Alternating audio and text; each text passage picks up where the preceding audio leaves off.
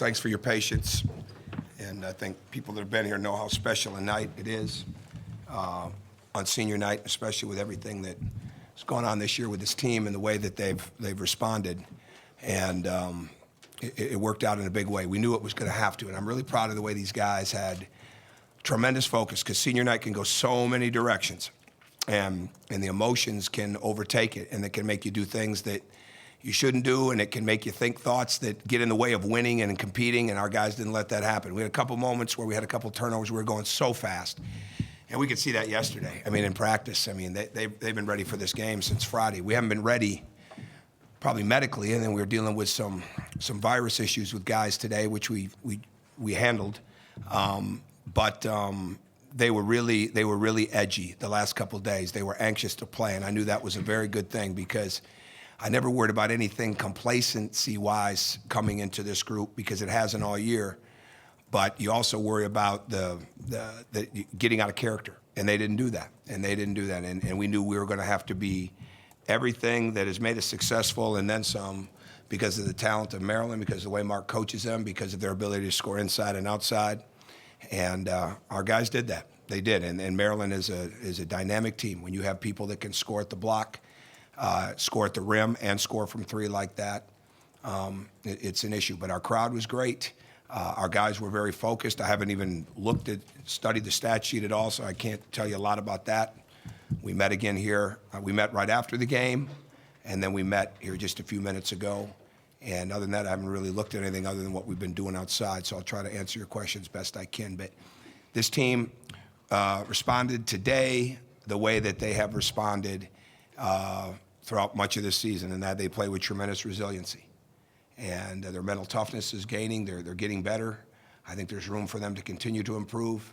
As I just said to Yogi Ferrell, when you can look at a guy like Yogi and honestly tell him that he's getting better every week, and you can see differences in his game. Maybe I'm the only one that can see him because I see him so much, but when you're seeing that in him, then you know that everybody else is doing the same thing. And they are improving. And senior night can turn it into a closure situation, but it's really not. And these guys are excited, they're focused, they know they've got a lot left in them, and we've got a lot of improvement we can make over the next few days before we get to Indianapolis. So, go ahead. First question. Coach, to go just a little bit bigger picture on Yogi, obviously a lot of things said about him tonight, a lot of things said about him this season. Has there been any maybe group of moments where you felt like you just saw, and maybe you talked about it a little bit there, a different player in him as a senior, and why? Oh, I think it probably is hard to pinpoint that. I would say the Notre Dame game, because he wanted to win the game so bad, and he wasn't having a very good first half, and he wanted to play well, right? I mean, it's so, guys want to win, but they want to play well, and he was forcing. And it was just very clear to me that he just needed to let it come to him by making his teammates better. And I think he saw the results of that, and he did some really good things inside the game, defended, passed, made a couple of shots at the end. But I think it's those kind of moments, and then they kind of compound. And I think what Yogi's learned to do is not let his offense, or if it was really good or if it wasn't so good, affect how he led, affect how he defended. I don't know if it's ever affected how he's defended here. And I mean, I think he's one of the best. He's definitely one of the best defensive players I've ever had the privilege of coaching, but he's also one of the best defensive players I've watched as a college basketball coach, because he can guard 1 through 4. He'll guard 5 if you want him to. He'll guard the 5 player, and he's so good at it. But to me, he knew that he really bought into the fact that he could do a lot to impact winning, and some of it would be seen, some of it wouldn't be seen. But at the end of the day, the results were gonna take care of themselves, and I think that's what he's done. And he's always set a tone with work ethic here. He's set a tone with how hard he practices. He's set a tone with his competitiveness. He set a tone with his seriousness. And I think this year he absolutely set a tone with sharing his knowledge with his teammates and holding them more accountable, even today's in huddles. I mean, and he's not afraid to, he's very comfortable getting after someone because he knows what they're capable of, not just because they made a mistake, but because he knows and he's invested in what they're capable of.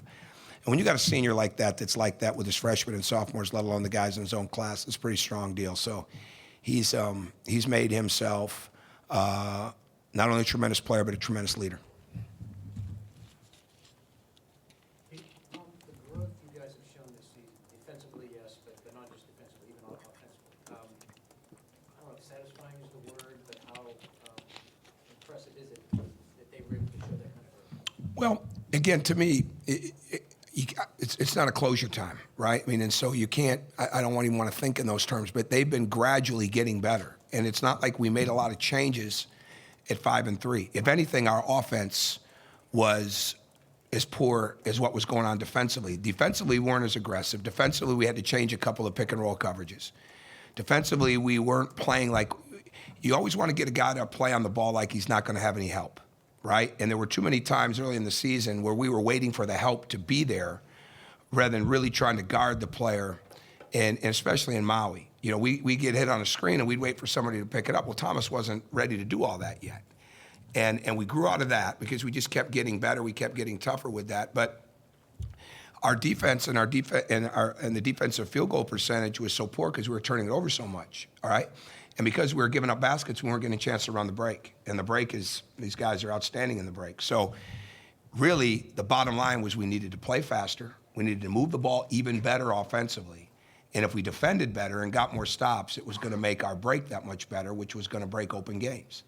And along the way, they got a lot of confidence doing that. The drills didn't change. The drills have been the same since the summer. I mean, really, they haven't changed. Now, we've added a couple things, but we've also, these guys have really gotten better. Athletically, they've gotten better, detail-wise, skill-wise, and that they've really, really built a connection. And I think that's what's helped our defense as much as anything. Has there been anything extraordinary about the way, I guess, guys like OG and Juwan have been able to kind of sustain the level of play they've had over the last couple months? No, I think it's confidence. I think their teammates have confidence in them. There's a lot of conversation that goes on in practice, a lot of conversation that goes on in the film room. So I'm sure there's a lot of conversation that goes on when they're not around us, right?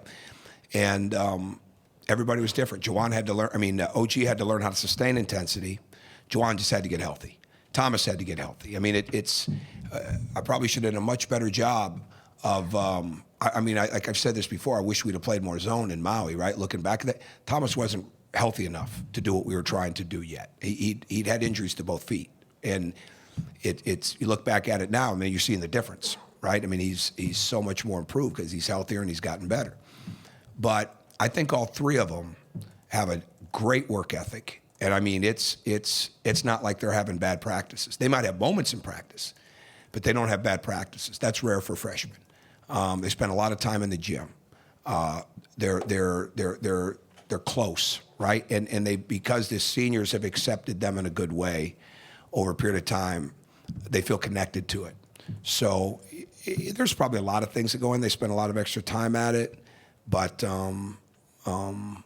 they're not tired, right? I mean, I think they're a product of, what we're trying to do with practices and what we're trying to do with conditioning and those type of things. So they feel good with their energy there. But again, they got success. OG's was a little earlier in the Big Ten season, and then Juwan's came after the injury where those guys had success. And that just makes your confidence skyrocket. When your teammates believe in you and you actually believe in yourself because you're getting it done, fatigue doesn't kick in as much. Just for Troy Lewis, how was it tonight for him with leading the game in points, getting that pregame ceremony too? Yeah, I thought that was fantastic. I said, don't try to get the next 1,000 tonight, but he didn't listen. He went after it. Now, he plays so fast, and they matched up with Carter, with him, which Carter was going to have to match up with somebody on the perimeter, and they chose Troy. We obviously were going to have a hard matchup with Carter too, and on his offensive end. But Troy played like he was shot out of a cannon, and he really did, and he did it under control. A couple mistakes here and there, but he plays fast. He was aggressive. The way he started the second half was tremendous, going to the basket. He made great reads. The ball was put out in front. He's getting better. He works really hard at it. He's constantly getting better. And really proud of the way that he has responded since the Michigan State game. And now we just got to keep it up, right? We just got to keep it up. But he's done a fantastic job. It's not like he's practicing any harder. He's always practiced hard. But he's playing with real efficiency right now. So I hope we can keep sustaining that. Tom, you beat up a little bit. Well, I haven't really thought much about that. I really haven't. We need to get better. You know, now along with that, rest comes in, but we're not tired. We're just a little physically injured, and we've had some sickness the last couple of days, and it's going around, and it hit us. And so, but these guys have navigated it, and nobody missed a game because of it. You know, and Jawan hopefully will be able to respond like he's been able to respond before. So it's not like you look at it and say, well, we got to give these guys a couple days off. We just got to get better, and then we just got to manage it. But we've been managing it all year. You know, I do different things in practice with different guys all the time, and we just don't, pre-announce it. But that's the most important thing. We've got to treat these next couple of days, get ready for a couple of games, but we got to really, really focus on and we've got a good list. We're ready to do that. We met on that Thursday and Friday while we were preparing for this game. So, we know what we need to get better at this week, and we'll put a lot of attention into that. Okay, last question, Mike. I think there was a point midway through the second half, you had 5 guys on the floor, not a single guard. What's going through your mind? Who was in? I think Jawan was at the one, right? It was Juwan, Yeah. Hartman, Troy. We did have a guard. and OG. With Jawan, we play at the point in practice about 5 to 8, maybe 10 minutes a day. So we've been preparing. Yogi, it's when Yogi needed a blow. I think, did we get him 2 blows in the second half? Yes. Yeah, they were quick, but it's always better we can get him 2 blows. But you saw Jawan wasn't handling the ball by accident. That's what we do in practice. So Harrison could help. Troy could easily do that. Colin could do that. But we've been planning the last couple of weeks, especially with Rob's injury, that we were going to have more ball handling, and there were going to be those lineups. The other night, I didn't realize we had 4 freshmen on the floor. I don't even think like that anymore. A couple of weeks ago, I did. A couple of weeks ago, I'd be very, very conscious about having 3 freshmen out there, and we're playing Iowa, we got 4 freshmen out there, so we're past that. But Jawan, we have a package where Jawan will handle the 1 spot for us in that type of situation.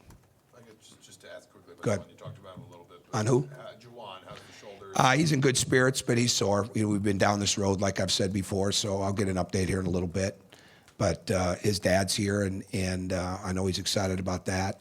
And he was in a lot of pain, and it's tough. I mean, but he's been enduring this, and it gets back together, and they wouldn't put him out there if he wasn't cleared, obviously, and it just shows not only his physical toughness but his mental toughness, and it shows that we've got really good, great trainer and great doctors that help him get back. We didn't have Jawan much this week. We didn't have him full till yesterday. So, in that sense, it's good that we don't play for a while. But again, we've been dealing with this, so I'm sure he'll be fine.